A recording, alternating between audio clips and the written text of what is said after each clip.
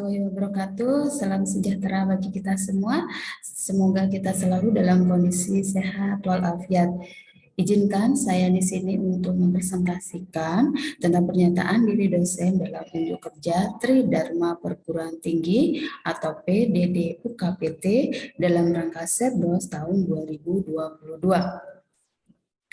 Perkenalkan, nama saya Nunik Purwanti, S.Kepnas M.Kep, lahir di Sidoarjo, tanggal 11 November 1976.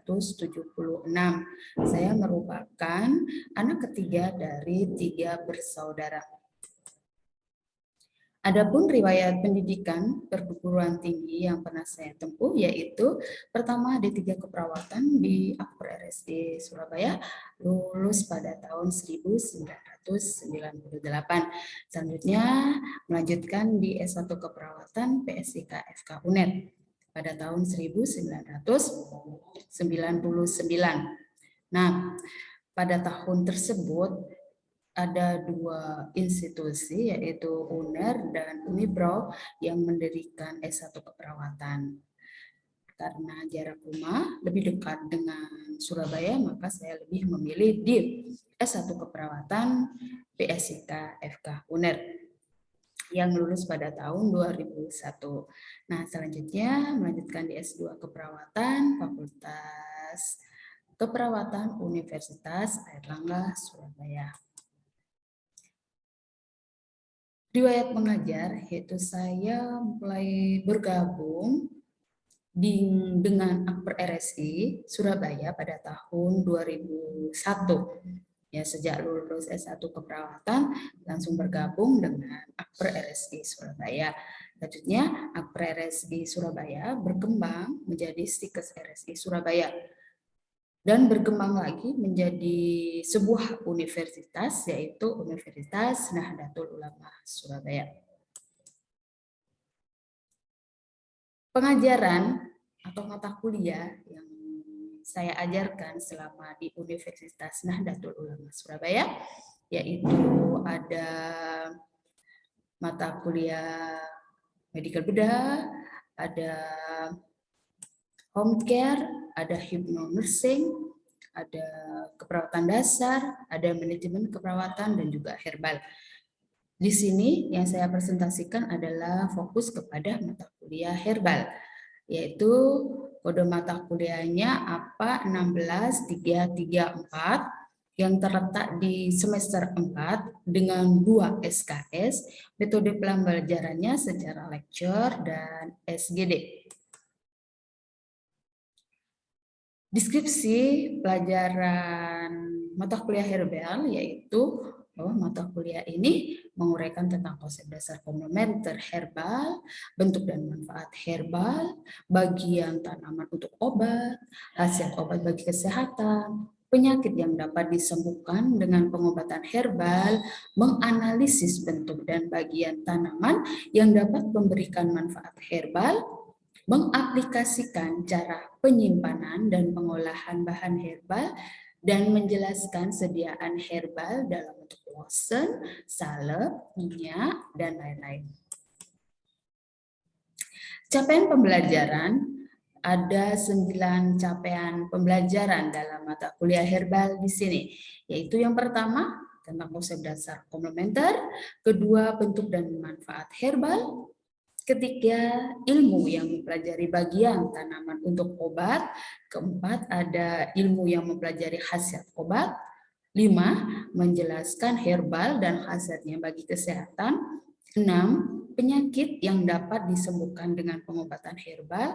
7, menganalisis bentuk dan bagian tanaman yang dapat memberikan manfaat herbal. 8, mampu mengaplikasikan cara penyimpanan dan pengobatan bahan herbal.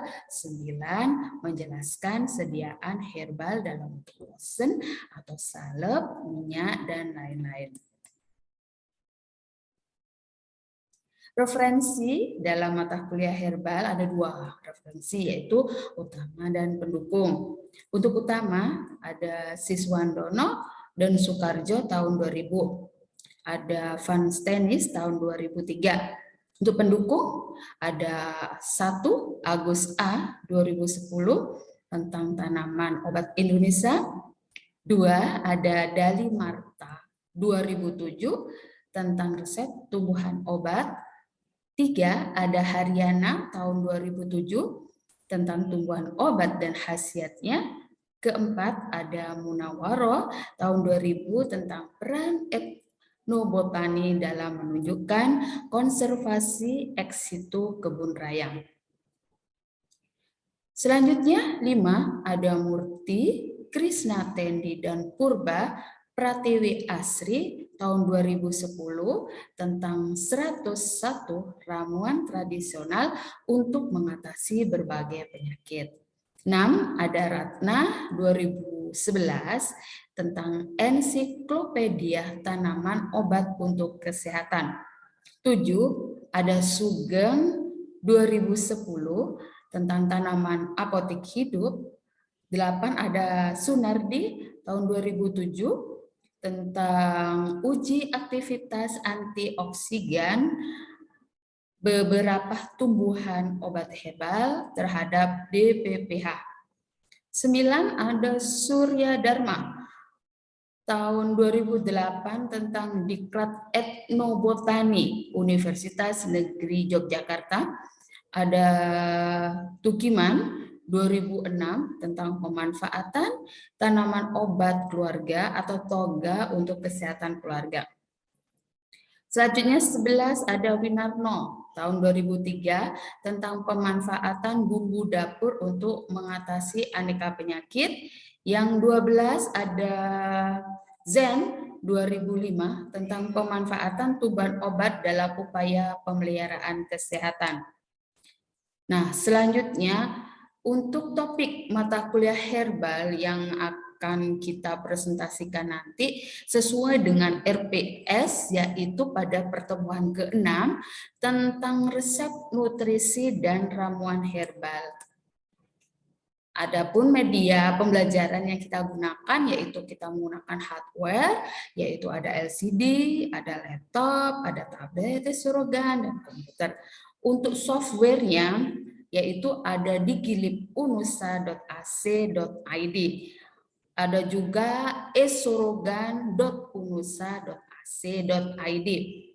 Untuk di gilipunusa.ac.id merupakan digital library yang ada di Unusa. Di situ kita bisa melihat semua literatur. Kita bisa mendapatkan literatur dalam proses pencapaian belajar mengajar.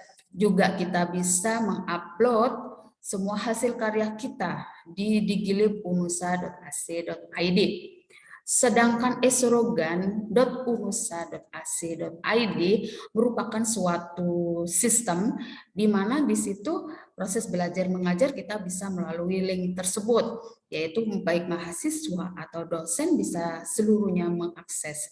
Nah, baik di situ materi, absensi dalam proses belajar mengajar, kita bisa melihat di esorogan.unusa.ac.id.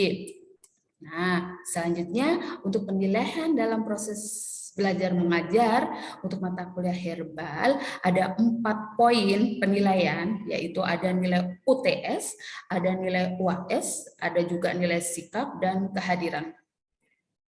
Untuk nilai UTS yaitu kita berikan nilai 35%, di mana terdiri dari 20% nilai ujian dan 15% nilai praktikum. Sedangkan UAS, ujian akhir semester, kita berikan 35% yang sama, yaitu terdiri dari 20% dari nilai ujian dan 15% nilai praktikum. Yang ketiga, nilai sikap kita berikan 15%. Yang keempat, kehadiran 15%. Kenapa ada nilai praktikum di situ? Karena dalam proses herbal itu mahasiswa juga diharapkan bisa mempraktekkan atau melakukan uji coba untuk sebuah bahan atau daun-daunan atau akar-akaran yang ada di lingkungan rumah mereka untuk dijadikan suatu produk herbal.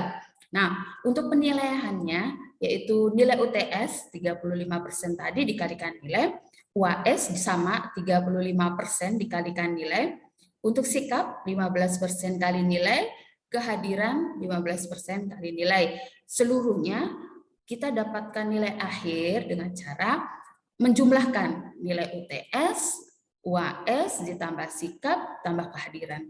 Nah, selanjutnya hasil akhir dari nilai akhir tadi kita upload di simunusa.ac.id sehingga seluruh mahasiswa bisa melihat hasil nilai mereka. Di simunusa.ac.id, selain kita bisa melihat nilai, mahasiswa juga bisa melakukan bimbingan akademik di situ, juga bisa melakukan KRS, ya kan, juga bisa melakukan cuti di situ, pengajuan cuti dan yang lain-lain. Oke, jadi simunusa.ac.id bisa diakses seluruh mahasiswa dan juga diakses oleh dosen UNUSA. Nah, untuk penerapan nilai yang kita gunakan yaitu nilai A, bisa dikatakan A mendapatkan poin 4 jika ringnya 85 sampai 100. Mendapatkan nilai AB poinnya 3,5 dengan rank 75 sampai 84,99. Nilai B kita berikan poin 3 dengan ringnya 70 sampai 74,99. Nilai BC 2,5 poinnya, ringnya 70 sampai 74,99. Nilai C kita berikan poin 2, ringnya 55 sampai 59,99. Nilai D poinnya 1 dengan ring 40 sampai 54,99. Nilai E poinnya 0 dengan ring 0 sampai 39,99. Dari poin tersebut kita mengharapkan mahasiswa minimal mendapatkan nilai minimal B. Apakah B, C, dan C tidak lulus? Lulus, cuma paling untuk menjaga kualitas, maka diharapkan mahasiswa harus minimal mendapatkan nilai B dengan cara melakukan ujian lagi sampai mendapatkan nilai B, sehingga hasil akhirnya adalah kita kualitas mahasiswa tetap terjaga begitu. Nah, untuk itu terima kasih, sekian untuk presentasi kami tentang pernyataan diri. Wassalamualaikum warahmatullahi wabarakatuh.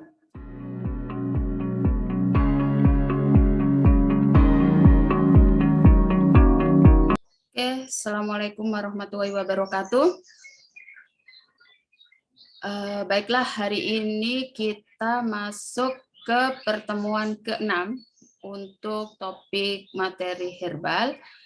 Nah, untuk anak-anak mau silakan di itu dulu on kamera ya. On kamera lebih dahulu, silakan semuanya biar bisa kelihatan begitu ya. Oke. Tidak apa-apa kalau meskipun cuaca panas, terik, nah kita tetap semangat untuk topik hari ini. Oke, baiklah, untuk hari ini kita masuk di resep nutrisi dan ramuan herbal. Nah, masih ingat kan untuk pertemuan yang lalu kita sudah masuk bahas tentang morfologi, ya kan, farmakologi dari herbal, dasar hukum tanaman herbal, macam-macam tanaman herbal ya.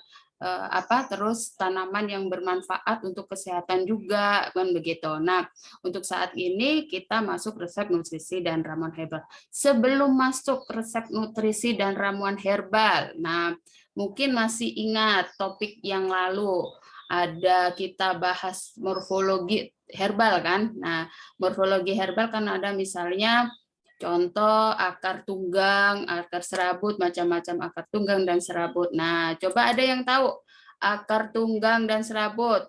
Mungkin Satya, akar tunggang, contohnya tanaman akar tunggang itu apa? Satya, kan sudah dibahas sejak apa? Sejak kita SMP, mulai dari SD ya, SD, SMP, SMA, udah ini loh jenis akar tunggang, ini akar serabut, contohnya akar tunggang. Contohnya apa kira-kira Satya, akar tunggang? Yang akar tunggang tuh yang gede-gede, apa contohnya? Pohon apa? Pohon apa? Pohon mangga. Iya Satya. Maya, apalagi Maya kira-kira selain pohon mangga? Maya Nurgianti. Apa kira-kira? Halo, Dek? Pohon kelapa, Bu. Pohon kelapa. Akar tunggang apa serabut? Mangga apa? Kelapa. Kelapa itu serabut. Yang lainnya selain mangga ada, Pak? Singkong, Ibu. Singkong. Singkong akar tunggang? Serabut. Singkong tunggang ya? Tunggang, Ibu. Tunggang. Angelita yang serabut apa kira-kira?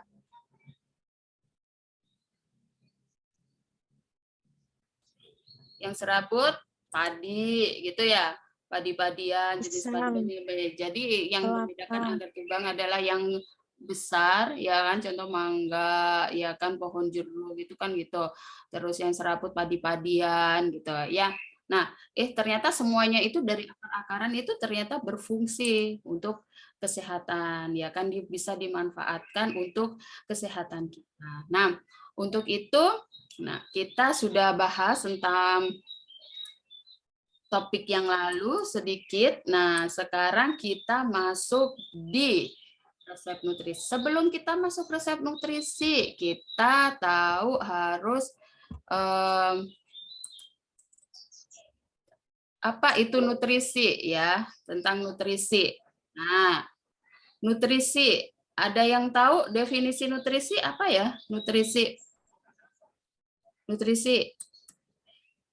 Nutrisi adalah, nah kalau menurut ini Sandra 2009, bahwa nutrisi itu adalah zat penting yang berasal dari makanan yang telah dicerna dan diolah oleh tubuh kita menjadi zat yang berguna untuk membentuk serta memelihara jaringan tubuh, memperoleh tenaga, mengatur sistem fisiologi, organ di dalam tubuh, dan melindungi tubuh terhadap serangan penyakit. Sebenarnya sih untuk definisi dari nutrisi banyak kan ya, selain Chandra. Nah, cuma kita ambil saja salah satunya, contohnya adalah menurut Chandra begitu.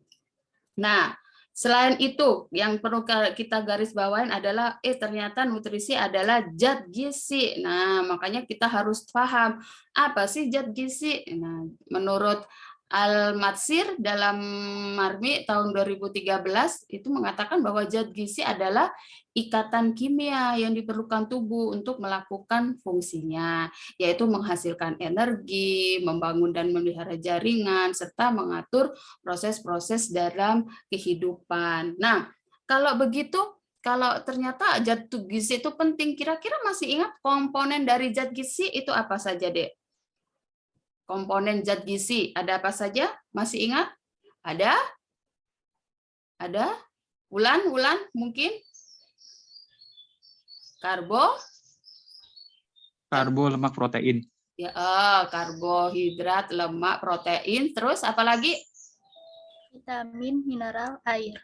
Vitamin, mineral, air. Oke, bagus. Jadi sudah pintar semua kan gitu ya. Oke. Nah, karbohidrat, protein, lemak, vitamin, mineral, air. Nah, karbohidrat mungkin masih ingat fungsinya apa karbohidrat? Glukosa sebagai sumber tenaga dalam tubuh. Oke, sumber tenaga, sumber energi yang paling utama, kan gitu ya. Dari yang paling besar maksudnya, gitu, paling besar karena terutama di Indonesia, kebanyakan di Indonesia adalah menunya adalah banyak mengandung karbohidrat begitu ya. Makanya paling banyak orang Indonesia itu terkena diabetes kan gitu ya, karena apa? Makan harus nasi. Padahal kentang juga mengandung karbohidrat, tapi lebih suka nasi. Katanya kalau belum makan nasi berarti dia belum makan begitu ya. Terus yang kedua protein. Ada yang tahu fungsi protein apa? Menjaga jaringan tubuh sebagai imun tubuh. Imun tubuh, jaringan tubuh. Makanya orang kalau apa? Sakit atau ada yang luka, maka dietnya harus tinggi protein. Kenapa? Kalau proteinnya kurang, dia lukanya juga tidak akan sembuh-sembuh. Gitu. Yang ketiga lemak. Apa fungsi lemak? Ada yang tahu? Menjaga keseimbangan hormon. Terus? Penyerapan vitamin A, Dek. Adik Ika. Oke. Untuk selanjutnya 4, vitamin. Untuk membantu mengatur metabolisme. Mengatur metabolisme untuk pertumbuhan dan perkembangan, terutama pada anak-anak sangat penting sekali vitamin ini. Yang kelima, mineral, apa kira-kira? Mineral, salah satunya perannya sebagai kofaktor enzim juga untuk otot, untuk saraf, kan itu ya. Air. Ada yang tahu? Kebutuhan air kita berapa? Kalau orang dewasa 2,5 liter. 2,5 liter, ya kan Sisi. Jadi kalau kurang dari itu juga harus dianjurkan harus minum banyak. Tapi kebanyakan kita kalau tidak minum air putih itu kalau tidak yang manis tidak suka ya, lebih padahal air putih lebih bagus daripada itu ya. Apalagi sekarang SS jenis macam apa aja SS ya, warna hijau, warna biru, udah macam-macam ya. Hati-hati itu juga. Nah, semua komponen itu tersebut juga tergantung di dalam tanaman yang kita kelola nanti, yaitu tanaman herbal. Nah, sebelum kita mengelola tanaman herbal, nah kita harus pastikan dulu yang pertama ada 3 hal yang perlu kita perhatikan. 1, pastikan kebenaran bahannya, gitu. Terus yang kedua, perhatikan waktu panen yang tepat. Yang ketiga, perhatikan cara pengelolaannya. Jangan sampai kita salah cara mengelolanya. Kalau kita salah cara mengelolanya, berarti kandungan zat itu, gizinya, ya kan hasilnya juga akan berkurang juga seperti itu. Ya. Terus selanjutnya adalah, nah, salah satu contoh yang akan kita kelola di sini adalah daun Afrika atau daun insulin. Kenapa saya memilih daun Afrika atau insulin? Karena apa? Daun Afrika itu tumbuh liar, bebas, ya kan, di sekeliling kita. Ternyata diabaikan sama masyarakat sekitar gitu. Daun Afrika atau daun insulin ini tidak disiram, hanya ditancapkan begitu saja tanpa harus perlakuan khusus. Nah, itu enggak masalah. Dia tumbuh subur, ya kan, bahkan tidak disiram 2 hari, 1 minggu pun dia bisa tumbuh lebat.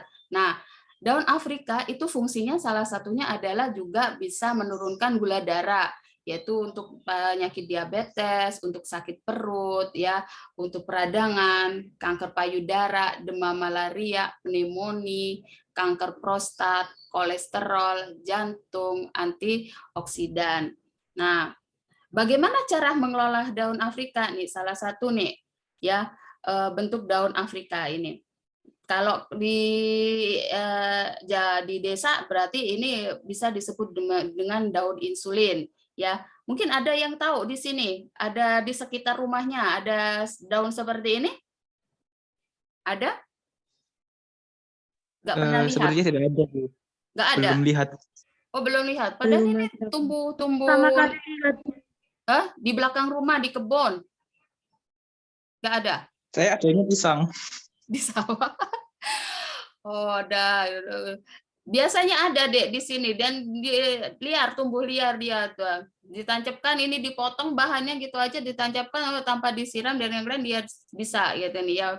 Ternyata dia manfaatnya banyak, ya kan. Cara mengelolanya gini, bisa apa? Daun yang matang kita cuci bersih, ya kan, kita keringkan, terus kita blender, terus baru kita saring, baru kita minum. Tapi rasanya pahit, ya pahit. Tapi untuk mengurangi rasa pahitnya bisa kita beri madu atau gula batu, ya. Yang cara yang kedua yaitu dengan dibuat teh, ya. Jadi daun Afrika dipilih yang tua, terus dicuci juga sampai bersih, terus kita jemur daun Afrikanya sampai kering, benar-benar kering. Kalau tidak ada panas bisa melalui oven, di oven sampai kering. Nah, baru setelah itu dihaluskan baru dikemas dalam kantong teh. Kita beli kantong tehnya ya, seperti itu kantong tehnya. Nah, baru ini bisa untuk usaha juga, bisa dipasarkan. Nah, sekarang sudah ada bentuk-bentuk teh herbal untuk daun Afrika ini, ya bisa dikonsumsi. Jadi tinggal menyeduh saja dengan air panas, terus karena rasanya pahit bisa ditambah madu sama gula batu tadi, begitu ya. Oke. Itu daun Afrika pengelolaannya. Nah, mungkin sampai di sini ada yang dibahas atau ditanyakan dari pembahasan kita hari ini, cara pengelolaan daun Afrika. Ada yang dibahas? Pas, sudah jelas semua ya. Bagaimana Bulan? Sudah pas? Sudah jelas ya dari pengelolaan. Nah, dari pertemuan kali ini saya ambil salah satu contohnya adalah bentuk daun Afrikanya. Ya, meskipun banyak sekali untuk selain daun Afrika banyak proses pengolahan yang lainnya, boleh buah, boleh akar dan yang lain-lainnya.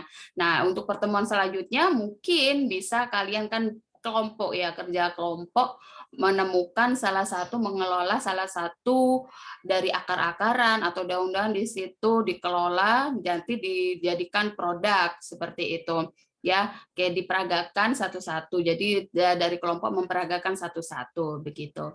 Gitu, sudah jelas? Oke. Jelas.